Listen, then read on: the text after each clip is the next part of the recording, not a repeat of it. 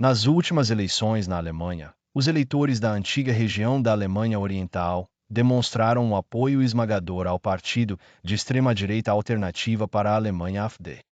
Esse desdobramento gerou debates acalorados sobre o passado da região, suas dificuldades desde a reunificação e os problemas mais profundos que continuam a alimentar o descontentamento atual. Para entender como isso ocorreu, é essencial observar mais de perto a evolução dramática da Alemanha Oriental, uma região que já foi o centro da Guerra Fria, repleta de grandes ideais, mas marcada pelas duras realidades de um sistema repressivo. Embora o AfD tenha sido fundado em 2013 como um movimento contrário ao euro, ele logo redirecionou seu foco para questões de imigração e temas relacionados. Em setembro de 2024, durante as eleições estaduais na Turíngia, o AfD obteve 32,8% dos votos, tornando-se o maior partido no parlamento regional, um marco histórico para um partido de extrema-direita desde a Segunda Guerra Mundial. Esse resultado levantou questões urgentes sobre o motivo pelo qual tantos eleitores da antiga Alemanha Oriental são atraídos pelo AfD e quais forças mais profundas estão em jogo. Para compreender o clima político atual, é necessário revisitar a história da República Democrática Alemã, ou RDA, que existiu de 1949 até 1990. Formada após a Segunda Guerra Mundial como um estado satélite soviético, a RDA era governada por um partido único sob uma economia centralmente planejada. Embora o governo prometesse segurança e igualdade, o cotidiano frequentemente significava dificuldades econômicas e liberdade limitada. Na tentativa de impedir o crescente número de alemães orientais fugindo para o Ocidente, o Muro de Berlim foi construído em 1961 com o apoio soviético.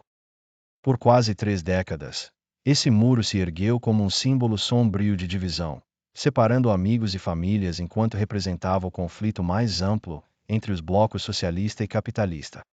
Quando o Muro de Berlim caiu em 1989, isso desencadeou eventos que levaram rapidamente à reunificação no ano seguinte. Embora a união tenha sido uma conquista monumental, integrar essas duas sociedades fundamentalmente diferentes foi um dos maiores desafios da história moderna. Em 1991, a economia da antiga Alemanha Oriental representava apenas 43% da Alemanha Ocidental.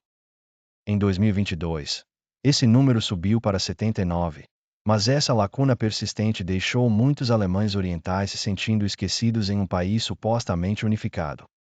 Esse sentimento de negligência evoluiu para a nostalgia, uma nostalgia agridoce pela segurança e previsibilidade percebidas do passado socialista, apesar de suas muitas falhas.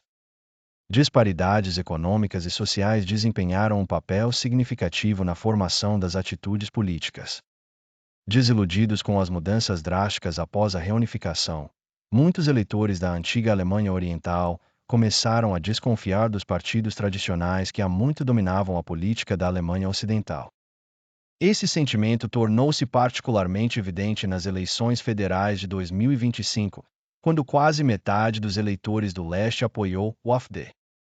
Observadores argumentam que esse padrão é influenciado pelos efeitos persistentes da vida sob o regime comunista, pelas dificuldades econômicas contínuas e por uma proximidade histórica com Moscou. O resultado tem sido um crescente distanciamento da política convencional, tornando a retórica nacionalista do AfD especialmente atraente.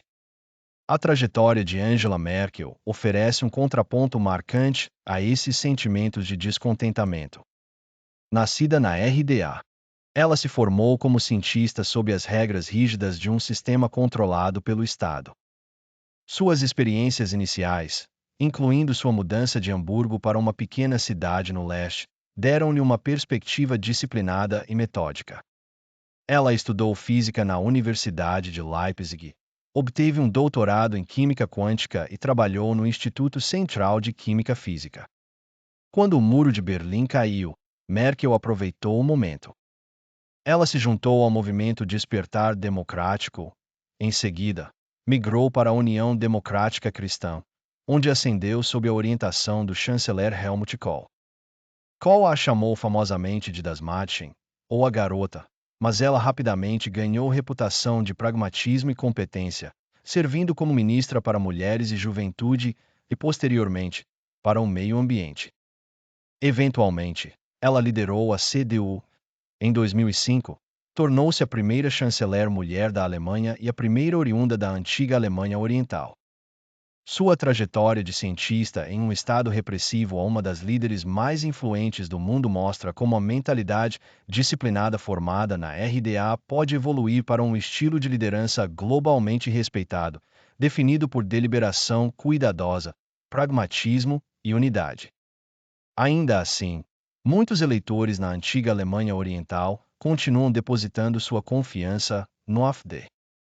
Na Turíngia, o partido conquistou cerca de 32 ou 33 dos votos, obtendo a maior fatia no parlamento estadual. Na Saxonia, as pesquisas de boca de urna mostraram o AfD em segundo lugar, atrás da União Democrática Cristã. Analistas apontam várias razões para essa tendência. Primeiro, as disparidades econômicas profundamente enraizadas persistem décadas após a reunificação, com salários mais baixos, maior desemprego e crescimento mais lento alimentando ressentimento em relação aos partidos estabelecidos. Segundo, preocupações culturais e de identidade desempenham um papel. Pessoas criadas em um ambiente político e social diferente frequentemente sentem que a globalização rápida e a imigração ameaçam seu modo de vida, e a mensagem nacionalista do AfD fala diretamente a essas ansiedades. Terceiro, os legados históricos importam. Memórias duras da vida na RDA, junto com a decepção sobre como a reunificação foi conduzida, persistem entre aqueles que se sentem ignorados pelas decisões tomadas no Ocidente. Diversos veículos de mídia, incluindo Reuters, The Guardian e Bild, relataram sobre essas questões e observam que, embora o sucesso do AfD seja simbolicamente significativo, outros partidos até agora se recusaram a formar coalizões com eles. No entanto, há mais na história da Alemanha Oriental do que dificuldades políticas e econômicas.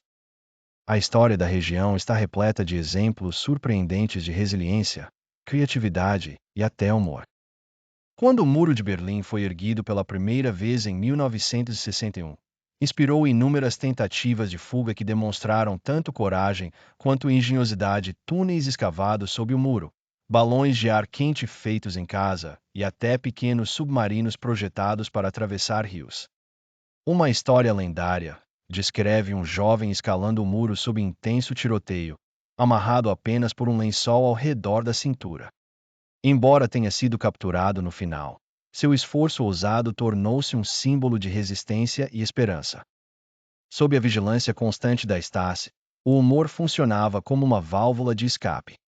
Os alemães orientais frequentemente trocavam piadas sombrias que satirizavam as absurdidades do cotidiano, como o rumor de que todos mantinham um agente secreto da Stasi no porão porque nunca se sabia quando o uso de pasta de dente poderia ser monitorado. Essas piadas eram pequenos atos de rebeldia que proporcionavam alívio diante da pressão incessante para se conformar. As tentativas engenhosas de escapar não se limitavam a cavar túneis ou escalar muros. Um grupo de amigos construiu, com muito esforço, um balão de ar quente em seu quintal, em uma noite fria de outono, lançou-o para evitar os holofotes dos guardas da fronteira e alcançar a segurança em Berlim Ocidental.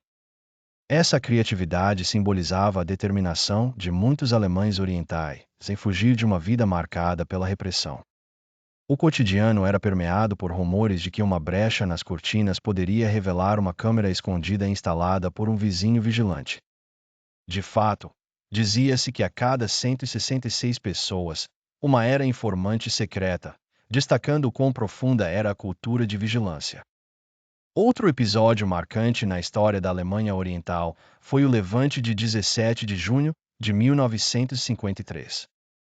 Inicialmente desencadeado por protestos contra o aumento das cotas de trabalho sem reajustes salariais correspondentes, rapidamente se transformou em uma rebelião mais ampla que exigia reformas políticas e econômicas. O governo reprimiu brutalmente as manifestações com tanques e tropas armadas, causando muitas mortes e prisões. Ainda assim, o levante deixou um legado duradouro. tornando-se um poderoso símbolo de resistência. Até mesmo o modesto Trabant, apelidado de carro de papel devido ao seu design frágil, foi alvo de inúmeras piadas que ridicularizavam as falhas do sistema planejado pelo Estado, provando que o humor podia sobreviver mesmo sob as maiores restrições. Hoje, os visitantes podem explorar essa história complexa por meio do que é chamado de turismo sombrio. Locais como o Museu da Stasi Museum, em Berlim, oferecem uma visão sobre o amplo aparato de vigilância, enquanto os remanescentes do Muro de Berlim, junto com memoriais e murais, servem como lembretes tanto da opressão quanto do espírito resistente que lutou contra ela. Enfrentar essas verdades é um passo essencial para abordar as divisões persistentes entre o Oriente e o Ocidente. A Alemanha agora enfrenta a tarefa urgente de superar essas disparidades sociais e econômicas.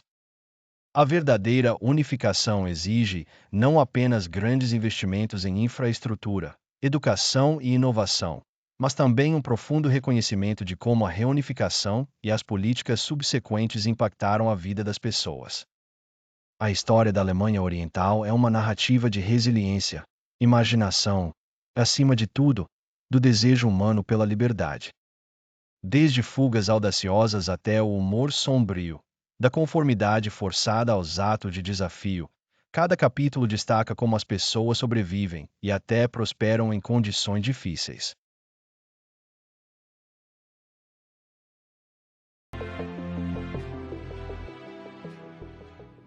Se você gostou deste vídeo, inscreva-se no nosso canal